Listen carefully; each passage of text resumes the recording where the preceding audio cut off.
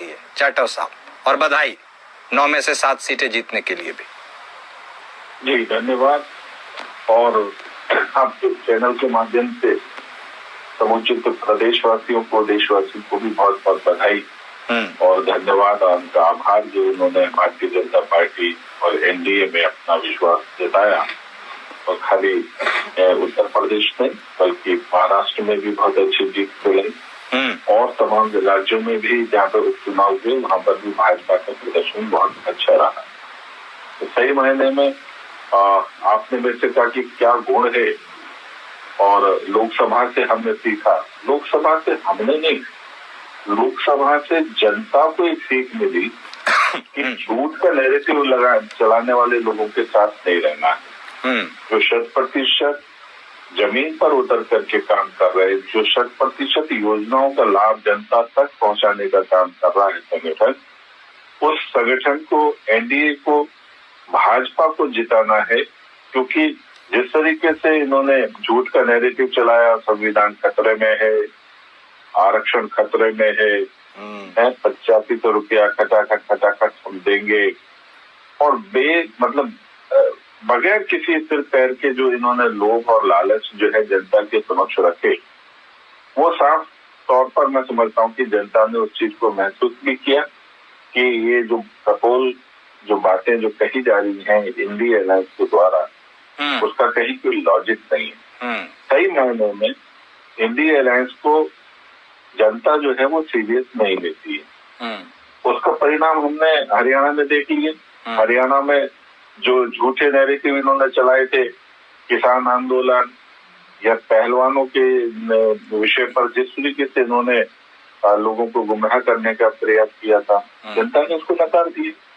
हरियाणा में हमने बहुत अप्रत्याशित जीत हासिल करी, और उसके बाद में महाराष्ट्र में भी हमने उसी चीज को, क्योंकि महाराष्ट्र में भी इन्होंने झूठ का नैरेटिव चला करके लोकसभा में कुछ सीटें अर्जित करी, मगर जनता ने बता दिया कि झूठ नहीं चलेगा, और इतना बेहतरीन तरीके से, जिसकी मैं समझता हूँ कि हमें भी कल्पना नहीं थी, उससे बेहतर परिणाम हमें दिए। तो आज जनता जो है वो अपने अपने हक को और किसको चुनना है बहुत समझदारी से काम कर रही है। उनके पास में बहुत बेहतरीन विकल्प है। देश को प्रगति देने में, देश का दुनिया में नाम करने में आज मोदी जी जिस तरीके से काम कर रहे हैं, उससे देश की जनता भी अपने आप को गौरवान्वित महसूस करती है। और यही कारण है कि हमने बहुत खूबसूरत जीत हासिल करी। उत्तर प्रदेश की बात करें यदि, तो जिस तरीके से 9 सीटों पर चुनाव का था, तो 9 सीटों पर चुनाव को एक नाक बना लिया था कि हाँ ये जो है 2027 को दिखाएगा कि उससे पहले का एक। किसने बनाया था जाटव साहब नाक का सवाल? फिर से बोले, क्या बोले आप? नहीं, किसने नाक की जो बात आपने कही कि बिल्कुल साख की इसका मतलब बात थी, वो किसने बनाया था, आपके तरफ से या विपक्षियों के तरफ से? नहीं, नैरेटिव तो समुचित समाज में बनता है कि हाँ भाई अगर ये सीटें हार जाएंगे तो 2027 में इनका कोई वो नहीं रहेगा, तालीम नहीं रहेगा। हम तो देखो एक एक चुनाव चाहे किसी भी स्तर का हो, हम वार्ड के स्तर के चुनाव को भी एक बड़े युद्ध की तरीके से लड़ते हैं।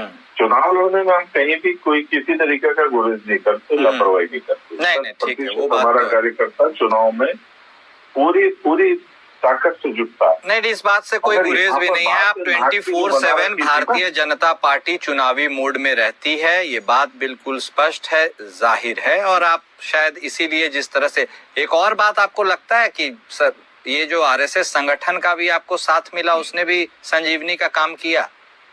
लोकसभा चुनाव में थोड़े रूठे थे, स्वयंसेवक संघ तो काम कर रहा है, थोड़े रूठे थे ना सर लोकसभा में? नहीं, ऐसा मैं खुद राष्ट्रीय स्वयंसेवक संघ का स्वयंसेवक हूँ जी। हमने तो कभी भी मन से कभी ये भी नहीं समझ में आया कि हमें कहीं अलग जाना है, कहीं रुष्ट होना है।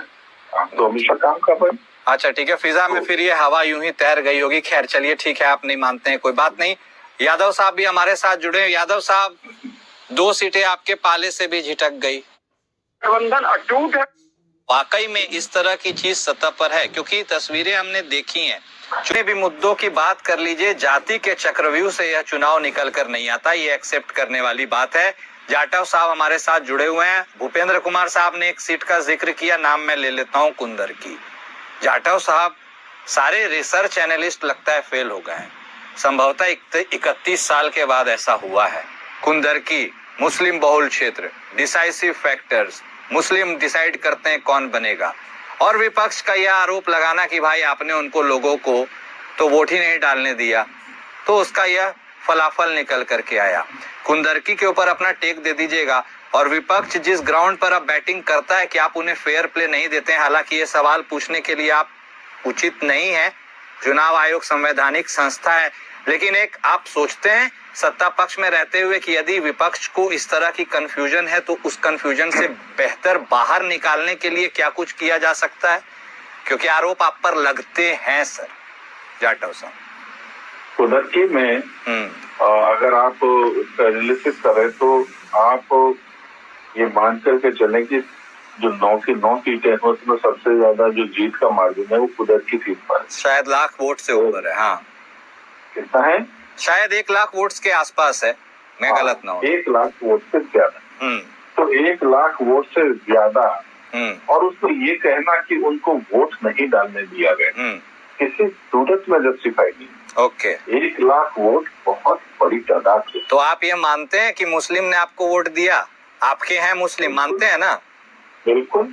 मैं जाटव साहब स्पष्ट बताता हूँ, कई बीजेपी के प्रवक्ताओं से मैंने कल भी बात की है, सिरे से नकार देते हैं कि भाई मुस्लिम तो हमें वोट नहीं देता है।